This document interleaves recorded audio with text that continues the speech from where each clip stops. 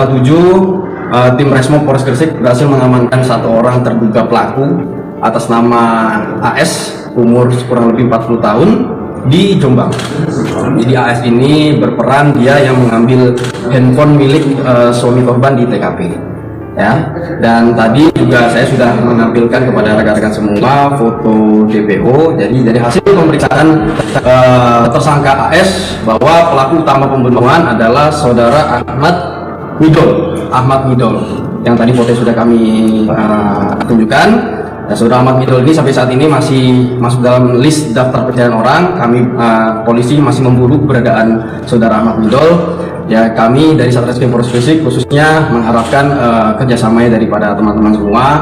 Apabila menemukan atau melihat atau mendengar keberadaan saudara Ahmad Midol ini, harap segera memberikan informasi tersebut kepada kami Satreskrim Polres Gresik. Assalamualaikum warahmatullahi wabarakatuh. Hai Sobat Mbak Tiwul, apa kabar semuanya? Semoga dalam keadaan sehat dan baik-baik saja serta dilancarkan segala urusannya hari ini ya.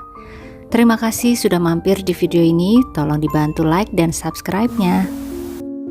Tangis haru dan ucapan syukur terucap dari sebagian lisan warga Desa Imaan, Kecamatan Dukun, Kabupaten Gresik, Jawa Timur, khususnya keluarga Mahfud Irfan, setelah mendengar kabar bahwa seorang pria yang mereka cari sejak bulan Maret 2024 lalu telah berhasil diamankan oleh tim Macan Giri Satreskrim Polres Gresik di Desa Tumbang Kalang, Kota Waringin Timur, Kalimantan Tengah pada tanggal 29 Juni 2025. Pria yang dicari tersebut adalah Ahmad Midol yang sudah menjadi DPO sejak 470 hari lalu karena sebuah kasus yang menghebohkan Desa Imaan pada bulan Maret 2024. Sebuah kasus yang menyebabkan seorang suami harus kehilangan istri sekaligus seorang anak 2,5 tahun harus berpisah untuk selamanya dengan sang ibu. Di mana dalam perjalanannya banyak hal yang menyebabkan penyelidikan tim kepolisian mengalami kendala, dari perubahan TKP sebelum kedatangan polisi, minimnya barang bukti, hingga tingkah seorang pelaku yang sangat licin seperti belut. Kasus apakah yang dimaksud serta bagaimana kronologi lengkapnya hingga pelaku utama baru tertangkap setelah 470 hari kemudian? Sobat semuanya, kita ikuti kisah kasus dari Gresik, Jawa Timur ini sampai akhir ya.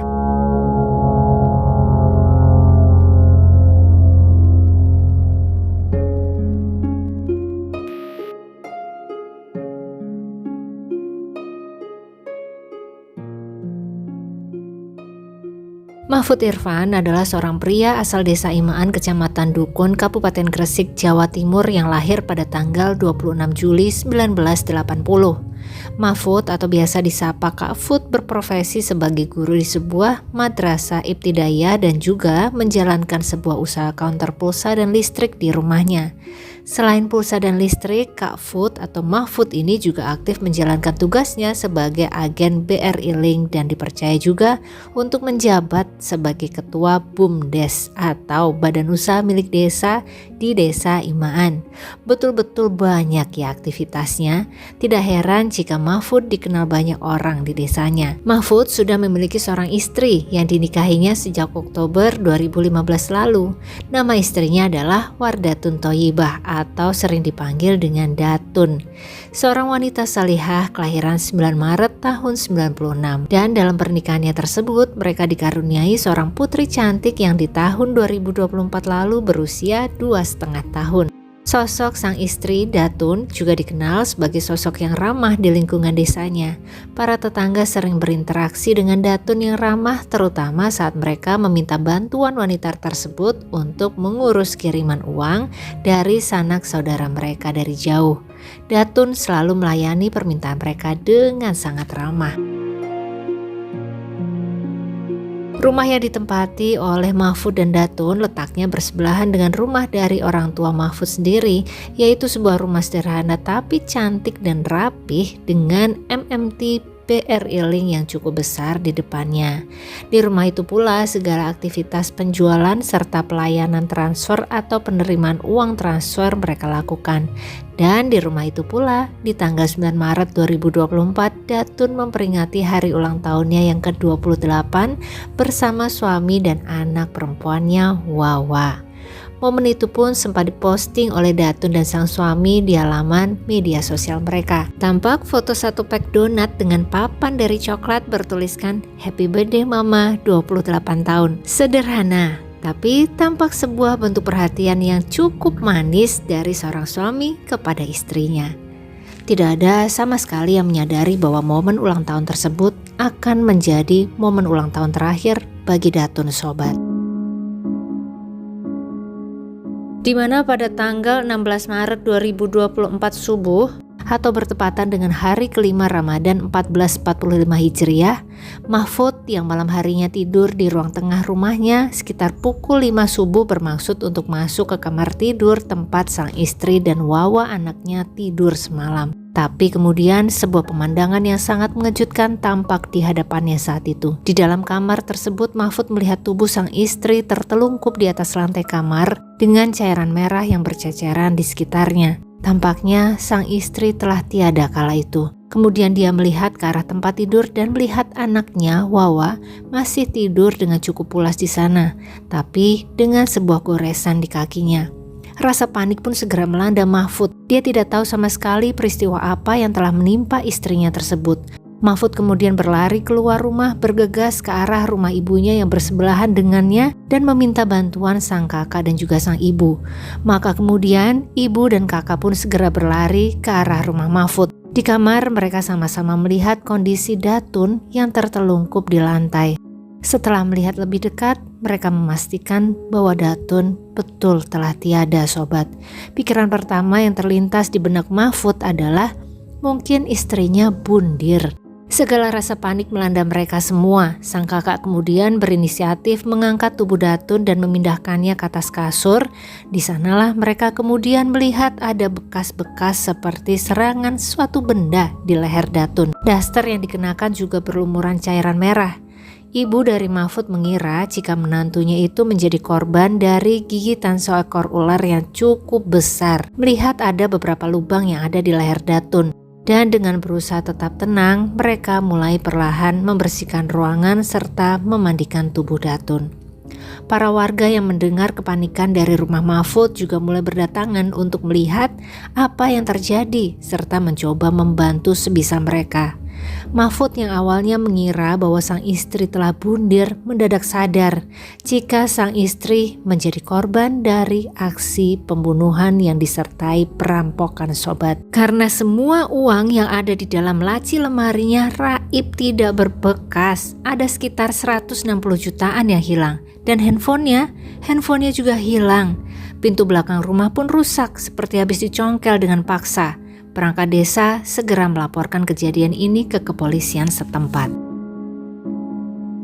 Tidak lama kemudian, tim Polsek Dukun dan tim Satreskrim Polres Gresik pun datang dan mereka segera melakukan olah TKP. Tapi sobat, proses tersebut mendapatkan sedikit kendala ketika mereka menyadari bahwa TKP sudah banyak perubahan, di mana tubuh Datun saat itu sudah dipindahkan, sudah dimandikan dan dibaringkan serta ditutupi kain jarik coklat. Tapi tim kepolisian tetap berusaha semaksimal mungkin melakukan penyelidikan atas kasus perampokan serta pembunuhan ini. Mereka menemukan sebuah sarung golok yang tampaknya milik si pelaku yang tidak sengaja tertinggal. Tubuh Datun pun segera dibawa ke RSUD Ibnu Sina Gresik untuk proses otopsi. Sang anak juga segera dibawa ke rumah sakit untuk diobati bagian kakinya yang tampaknya terkena serangan sajam dari pelaku. Sementara itu, tim kepolisian juga segera mengumpulkan keterangan dari beberapa orang saksi mata hingga terkumpullah 10 orang saksi, termasuk kesaksian dari sang anak yang pada malam kejadian sedang tidur dalam pelukan ibunya. Dengan pendampingan dari psikolog anak tentunya ya, Wawa sang anak sebisa mungkin menceritakan apa yang dilihatnya pada malam itu. Aduh, gak kebayang ya sobat, anak 2,5 tahun loh harus menghadapi hal seperti ini. Sedikit demi sedikit keterangan yang terkumpul dari keluarga dan tetangga bisa membantu tim kepolisian untuk membuka tabir misteri kasus ini. Ada satu nama yang sangat mereka curigai saat itu. Seorang tetangga dekat Mahfud yang dikenal sebagai seorang yang cukup bermasalah di desa tersebut. Dan dari penyelidikan juga diperkirakan jika kejadian ini dilakukan oleh lebih dari satu orang. Saat satu persatu puzzle mulai tersusun oleh tim penyelidik, tiba-tiba saja ada sebuah berita lagi sobat, di mana salah seorang saksi yang pernah mereka mintai keterangan ditemukan tidak bernyawa di tengah ladang jagung di Desa Wotan, Kecamatan Panceng, Gresik pada tanggal 26 Maret. Saksi tersebut bernama Sobihul Alim, usia 20 tahun. Dan setelah diotopsi diketahui bahwa Alim atau biasa dipanggil Fatihul ini ternyata dia bundir dengan mengkonsumsi zat berbahaya. Polisi kemudian mencurigai jika pria ini ada kaitannya dengan pembunuhan 16 Maret lalu. Karena 1 hari sebelum ditemukan tidak bernyawa, dia baru saja dimintai keterangan oleh polisi. Dan di saat ditemukan di tengah ladang tersebut, pakaian yang dikenakan pun masih sama dengan pakaian yang dia pakai saat dimintai keterangan kemarin. Sepertinya Sobihul Alim ini sangat ketakutan sampai-sampai nekat untuk bundir. Langkah-langkah penyelidikan yang dilakukan tim kepolisian tampaknya berjalan ke arah yang benar sobat. Hingga akhirnya pada tanggal 7 April 2024 mereka juga mengamankan seorang pria yang juga tetangga dari Mahfud bernama Asrofin. Pria berusia 40 tahun tersebut diamankan di tempat persembunyiannya berlokasi di rumah salah seorang saudaranya di Jombang. Dari pengakuan Asrofin lah teka-teki kasus ini berhasil terungkap. Saat itu Asrofin yang telah diamankan di markas menceritakan apa yang telah dia lakukan bersama 2 rekan lainnya. Iya sobat, jadi ternyata ada 3 orang yang terlibat, yaitu Asrofin sendiri, kemudian Fatihul alias Sobihul Alim yang bundir tadi, dan si otak kejahatannya adalah Ahmad Midol alias Ramid, pria 39 tahun yang ironinya mereka itu masih tetanggaan sama Mahfud. Midol kenal dengan Mahfud. Dan begitu juga sebaliknya, rumah Mahfud dan Midol ini pun hanya berjarak 50 meter sobat.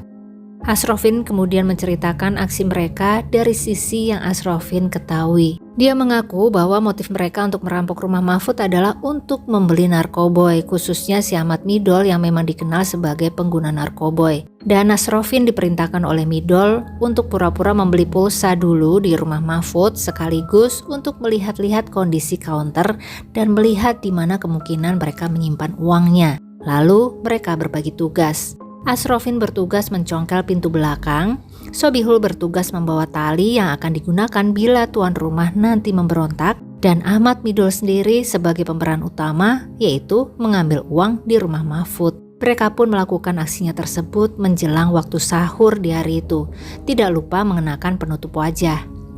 Asrofin pun dengan mudah mencongkel pintu belakang, kemudian mereka masuk ke rumah Mahfud. Midol mulai bergerak ke arah counter. Di sana mereka melihat Mahfud sang suami sedang pulas tertidur di ruang tengah. Tapi ternyata di counter sama sekali tidak ada uang yang disimpan di sana. Maka Midol berjalan perlahan ke arah kamar utama. Tidak lama kemudian, Asrofin melihat Midol keluar dari kamar dengan membawa bungkusan berisi uang. Midol kemudian memerintahkan Asrofin untuk membuang barang-barang bukti yang tertinggal di dalam. Asrofin saat itu juga sempat mengambil handphone milik Mahfud, tapi dia lupa satu benda, sarung sajam milik Midol tertinggal di atas kasur. Berbagai barang bukti yang diambil Asrofin seperti tali, linggis, karung, HP korban nantinya akan Asrofin buang ke Sungai Berantas seperti perintah Midol. Mereka bertiga kemudian cepat-cepat meninggalkan rumah Mahfud. Setelah itu Midol membagi Asrofin dan Sobihul Alim uang hasil rampasannya. Dari total sekitar 160 juta rupiah, Asrofin dan Sobihul masing-masing diberi 8 juta saja oleh Midol. Setelah itu Midol melarikan diri bersembunyi di kebun sawit dan Asrofin kabur ke Jombang dan Sobihul Alim memilih untuk bundir.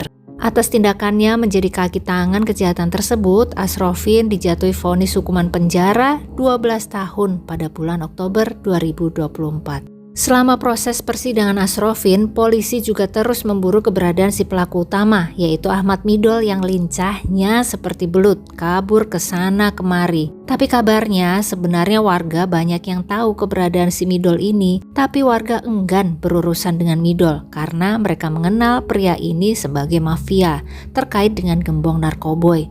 Ruwet lah pokoknya kalau berurusan sama dia, maka tidak ada yang melapor ke aparat. Padahal kabarnya lagi, selama dalam persembunyiannya di perkebunan sawit, ada seseorang yang dengan rutin mengirimkan makanan ke Midol di tempat persembunyiannya. Kabarnya sih begitu ya, gak tahu hoax apa bukan ya sobat. Tapi ternyata Midol ada rasa takutnya juga, karena setelah merasa semakin banyak yang mengetahui keberadaannya dan fotonya juga sudah semakin tersebar kemana-mana menjadi DPO, akhirnya pria itu kabur melarikan diri ke kota Waringin Timur, Kalimantan Tengah. Sejak sekitar akhir 2024 atau awal 2025 dia bersembunyi di perkebunan di kota Waringin Timur. Caranya untuk bertahan hidup di sana adalah dengan mencuri barang-barang milik warga sekitar yang kemudian dia tukarkan dengan bahan makanan. Sampai akhirnya persembunyiannya diendus oleh tim kepolisian yaitu tim Macan Giri Satreskrim Polres Gresik, yang dengan penuh tekad mereka menempuh perjalanan selama 8 jam hingga akhirnya berhasil menangkap Ahmad Midol di hari Minggu tanggal 29 Juni 2025 lalu, atau berarti 470 hari sejak peristiwa pembunuhan terjadi. Ahmad Midol yang terkejut diringkus saat itu berusaha lari, tapi tentu saja dengan sigap tim kepolisian berhasil menyarangkan 2 timah panas ke kaki pria tersebut. Saat ditangkap, Midol masih sempat mengelak sobat. Saat itu polisi bertanya, "Kamu melakukan apa?" Midol dengan tampak ketakutan menjawab, "Saya jujur, saya bawa uang pak." "Uang apa?" "Uang rampokan pak, di Gresik, di desa Imaan." "Siapa yang dirampok? Siapa yang dibunuh?" "Saya cuma di luar pak, yang bunuh itu saudara Fatihul Sobihul Alim pak." Masih sempat mengelak dia sobat. Tapi pengelakan itu semua terbantahkan setelah rekonstruksi dijalankan pada tanggal 7 Juli 2025. Di mana dalam rekonstruksi tersebut Asrofin juga dihadirkan kembali bersama dengan Midol. Mereka berdua dibawa dari Lapas Malang ke desa Imaan yang disambut dengan teriakan "hu" yang kencang oleh para warga yang ikut menyaksikan. Saat itu Ahmad Midol tidak tampak ketakutan akan teriakan dari warga sobat. Malah matanya seolah memperhatikan satu persatu para warga yang meneriakinya. Tatapan yang cukup intimidatif. Serem banget kalau Mbak Tiwul bilang sih. Dalam rekonstruksi tersebut mereka melakukan total ada 33 adegan di 4 lokasi berbeda, yaitu di rumah pelaku, rumah korban, tempat jagal, dan tepi sungai. Dari adegan di dalam rumah terbukalah aksi Midol kepada Datun. Begini aksinya. Saat Midol masuk ke dalam kamar Datun dan membuka laci lemari di sana, dia menemukan uang yang kemudian dia bawa keluar. Tapi saat mau keluar, Datun terbangun. Sebelum Datun sempat berteriak, Midol membekap mulut wanita tersebut. Kemudian Datun juga sempat melakukan perlawanan dengan berusaha membuka topeng wajah Midol. Langsung saja Midol yang ketakutan mengeluarkan golok dan serangkan sajam tersebut ke leher Datun. 2 kali leher depan, kemudian dada sampai menembus jantung, dan 1 lagi di bagian leher belakang. Sajam juga sempat mengenai kaki dari anaknya Datun. Setelah itu Midol segera berlari keluar meminta Asrofin untuk membereskan barang bukti. Lalu Midol pulang ke rumahnya sendiri dan menyembunyikan uang rampasannya di belakang rumah sebelum akhirnya membagikannya kepada 2 asisten lalu kabur melarikan diri. Saat ini polisi terus mendalami kasus ini untuk kemudian akan melakukan press release dan menyampaikan kronologi secara lebih detail serta hukuman apa yang akan menjerat Midol. Untuk sementara Midol berpotensi dijerat dengan pasal 340 tentang pembunuhan berencana dengan ancaman hukmat penjara seumur hidup atau penjara maksimal 20 tahun sesuai dengan hasil sidang kelak ya. Selain pasal itu juga ada pasal 365 mengenai pencurian dengan kekerasan. Keluarga korban melalui sang suami yaitu Mahfud menyampaikan harapannya agar Midol dapat diberi hukuman yang seberat-beratnya. Keluarga juga menyampaikan rasa terima kasih mereka kepada tim kepolisian yang pada akhirnya berhasil menangkap otak utama dari kejahatan ini.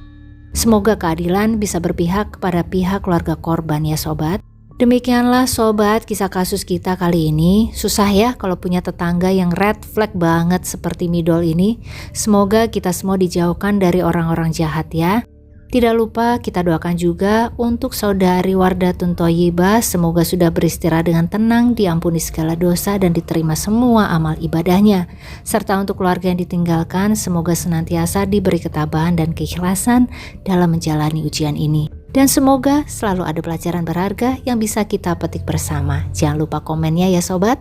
Terima kasih buat yang sudah menyimak sampai akhir. Jangan lupa like-nya. Sampai ketemu lagi di kisah-kisah selanjutnya. Selamat beraktivitas kembali. Wassalamualaikum warahmatullahi wabarakatuh.